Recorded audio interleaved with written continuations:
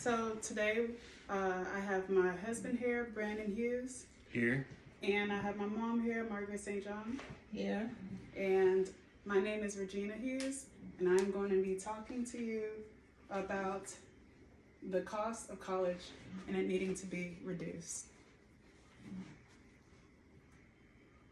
So my specific purpose statement is to persuade the audience that the cost of college should be reduced. Tuition assistance is something that provides military members up to $4,500 per year to pay for college.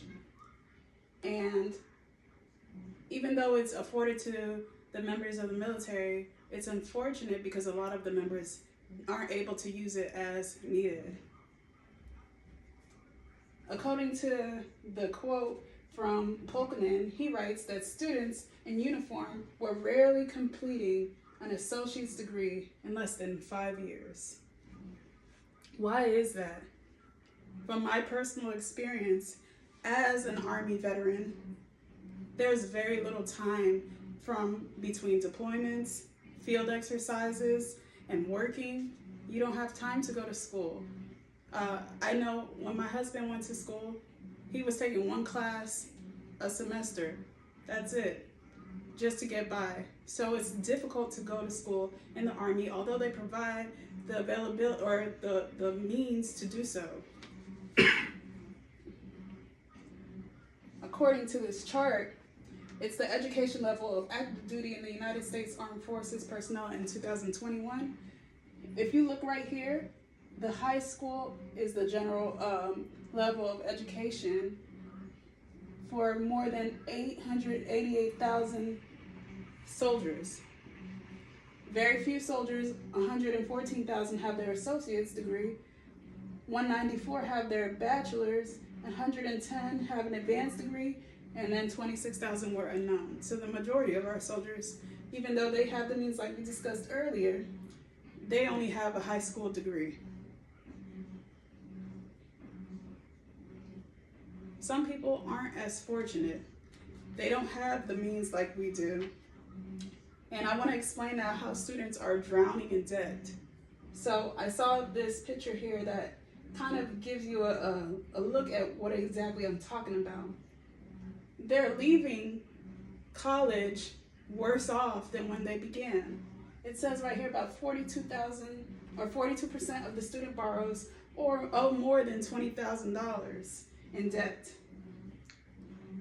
So, for example, students are scrambling to get out of student loan debt before they finish graduating, so that they have something to work for. Students are starting to try to figure out, is it better to just work towards retirement or work towards paying off their debt?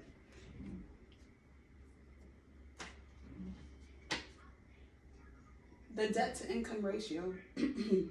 The White House released that in August, President Biden announced his administration's plan to provide up to $20,000 in debt relief for borrowers earning less than $125,000 per year. Now, in the previous slide that I showed you, student debt is more than $20,000 per year. So this isn't even covering all of the debt that a lot of students are acquiring. And in 4 weeks alone that President Biden gave that information, over 26 million people applied. So that shows you, even though it's not even paying for the whole loan, people are applying for it because they have no way to pay for their loans. They're coming out of debt, they're unable to find jobs, and they're trying to do anything to pay off these loans. One of the things that having free college does is it makes a positive income on our society. Hansen states that consumer spending is directly linked to a personal finance.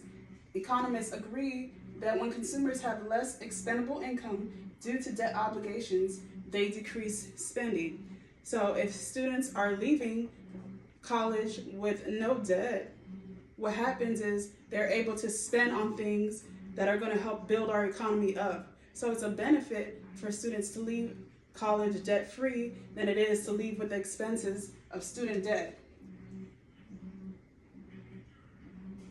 Also, this raises a point that countries like Finland and Germany, they're giving tuition free to students.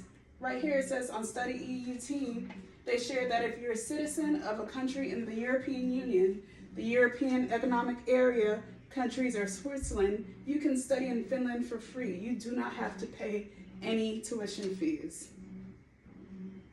So the benefit for them is they're able to reach out to professions that U.S. students don't have the ability to do because they're coming in the world with debt.